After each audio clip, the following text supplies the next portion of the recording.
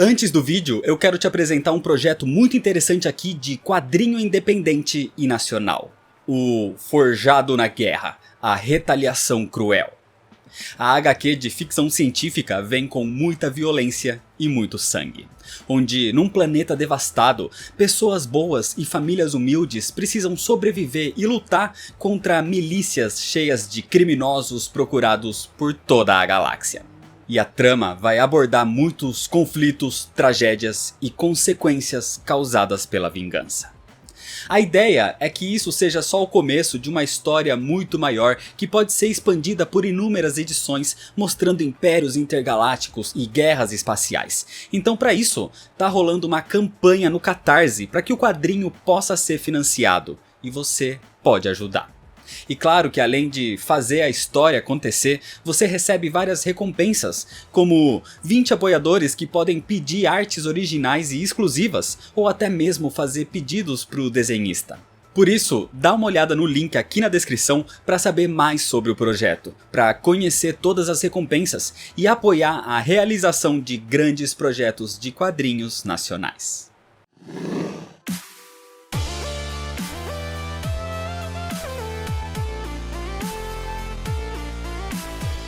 Lembrando que tudo que eu falar aqui é só a minha opinião, então se você tem uma opinião diferente da minha, deixa nos comentários de forma educada, beleza?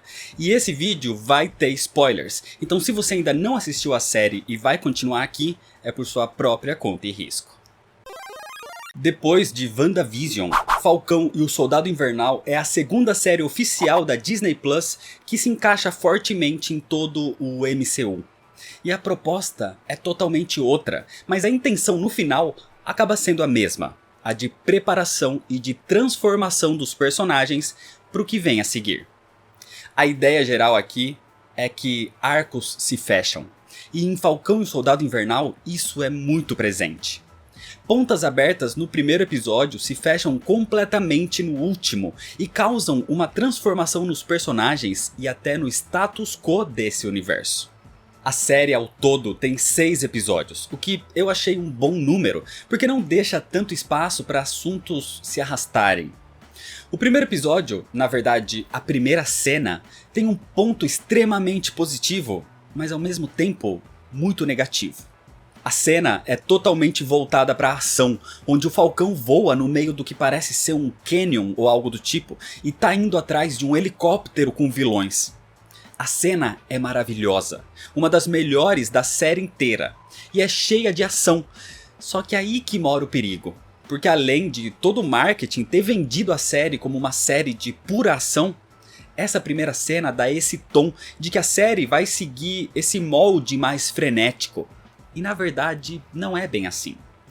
A série no final não é de ação frenética, é uma série que tem ação, mas é reflexiva, é sobre aceitação e sobre transformação.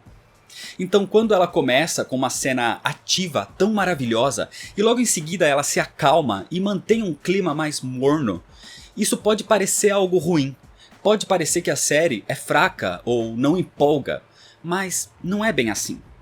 Pra mim, pelo menos, os melhores episódios são os finais, porque eles vêm, além de acompanhados por ação, carregados de muito simbolismo, de muita reflexão colocada ali nas entrelinhas. E isso me faz gostar de uma obra, quando ela te faz pensar e refletir, e até te faz levar aqueles ensinamentos pra sua vida mesmo. E Falcão e o Soldado Invernal é sobre isso. É uma série enfeitada com ótimas cenas e sequências de ação, que tecnicamente na sua maioria são muito boas. Mas o que importa são as frases, as mensagens. Por isso também tem ótimos diálogos. E outra coisa que ajuda muito nisso é a atuação. Todos os atores aqui são fantásticos.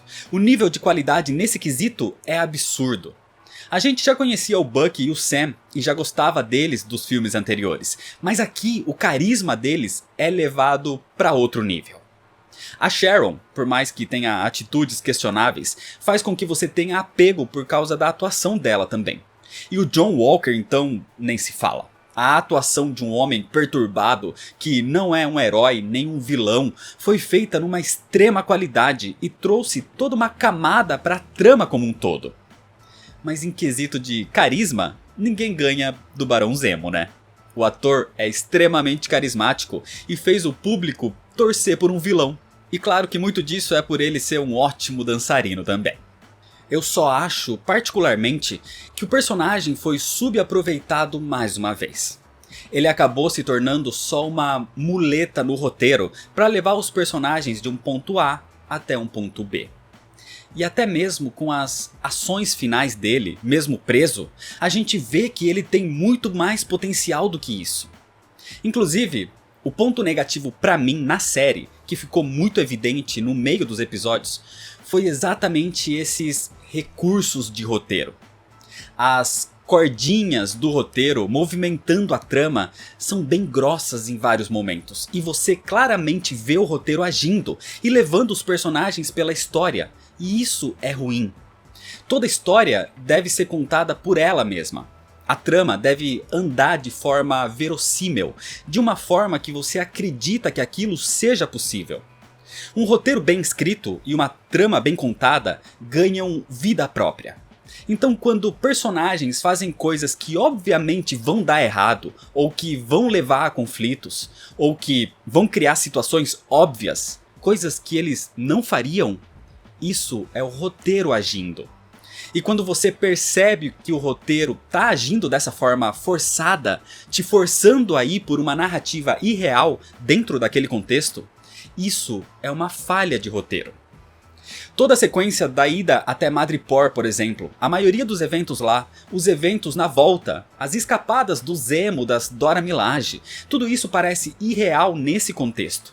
E só acontece porque o roteiro precisa que isso aconteça. No geral, a trama é ótima, o roteiro é muito bom. Tem momentos perfeitos, ainda mais de conexão de universo com outros pontos do MCU, mas quando esse roteiro te leva por uma narrativa de acontecimentos forçados, isso é um deslize na escrita. Só que mesmo com esse ponto negativo, isso não estraga a série como um todo, porque ela se mostra como algo muito maior do que isso. Todo o arco do Bucky é muito bom, um arco totalmente de aceitação. Dele entender que quem ele foi não é quem ele é. E a gente vê isso no decorrer dos episódios, em como ele era muito mais sério e triste, e vai se transformando em alguém que sorri e brinca. Então a palavra aceitação é muito forte nessa trajetória dele dentro da série. A série como um todo traz muitos tons de cinza também. Nada aqui é certo ou errado, nada é sim ou não. A Karli com os apátridas, por exemplo, é uma demonstração disso muito forte. Principalmente com a mensagem no começo de um mundo sem fronteiras, sem separações, que faz sentido. Mas isso é carregado de uma forma extremista, que leva para o outro ponto, onde até mesmo alguns seguidores dela começam a questionar essas ações. Chegando num ponto onde não tem mais volta, e ela não tem mais salvação.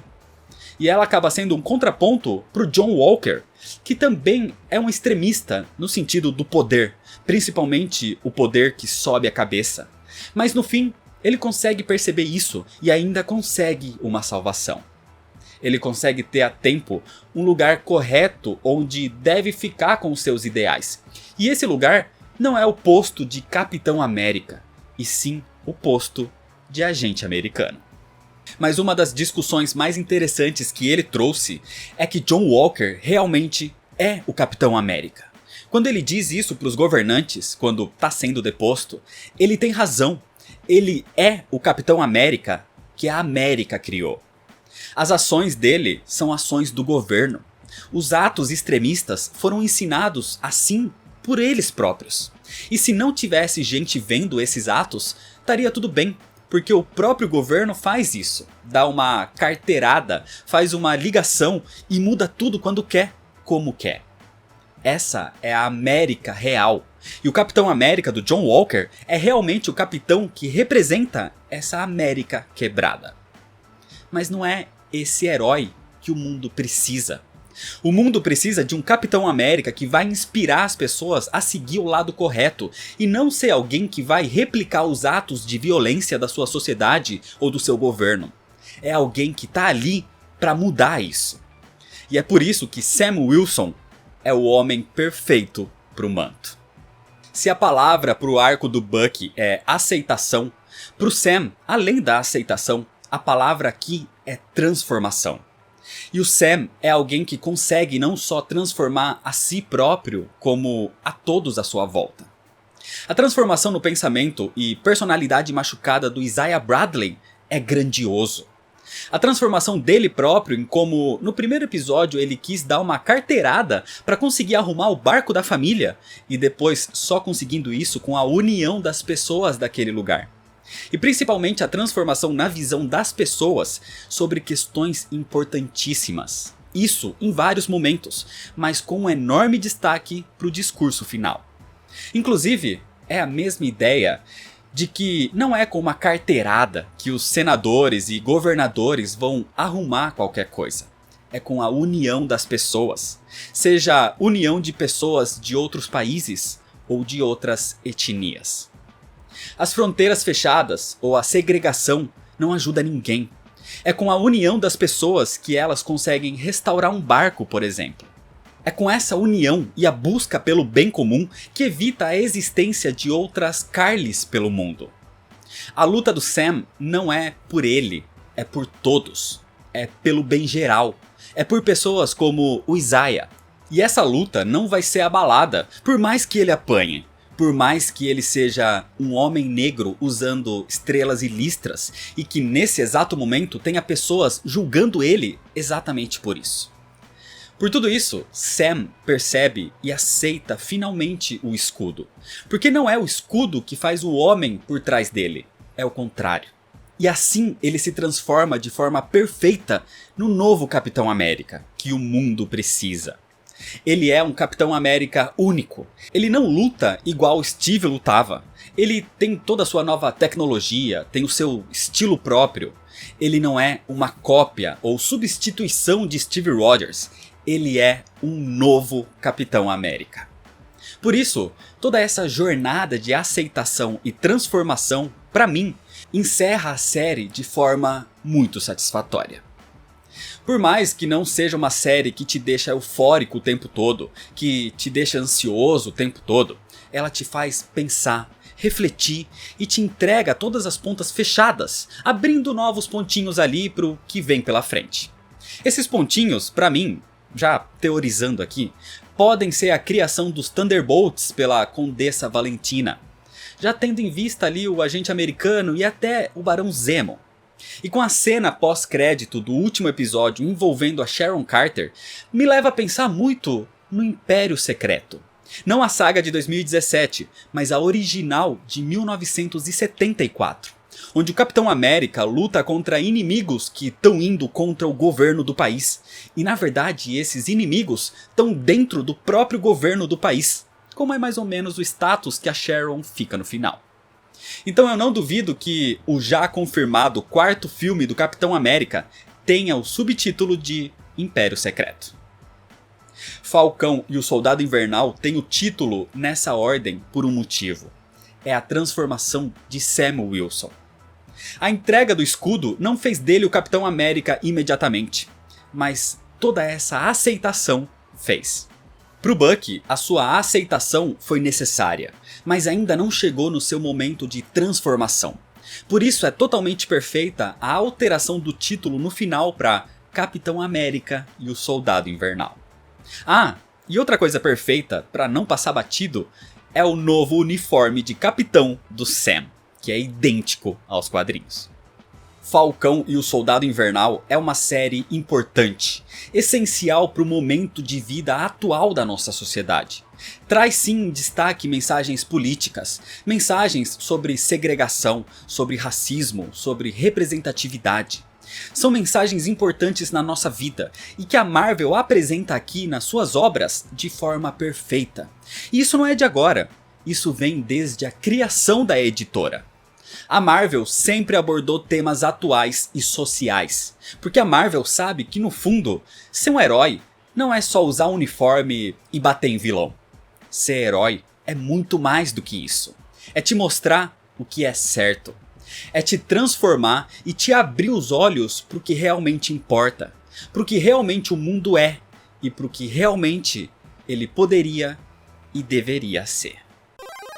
Mas então é isso, essa foi a minha opinião sobre a série, e agora deixa você a sua aqui nos comentários de forma educada. E se você ainda não é inscrito, clica no botão vermelho de se inscrever, deixa seu like se você gostou, me segue nas redes sociais para ficar por dentro das novidades e compartilha esse vídeo com seus amigos. Muito obrigado, valeu e até mais.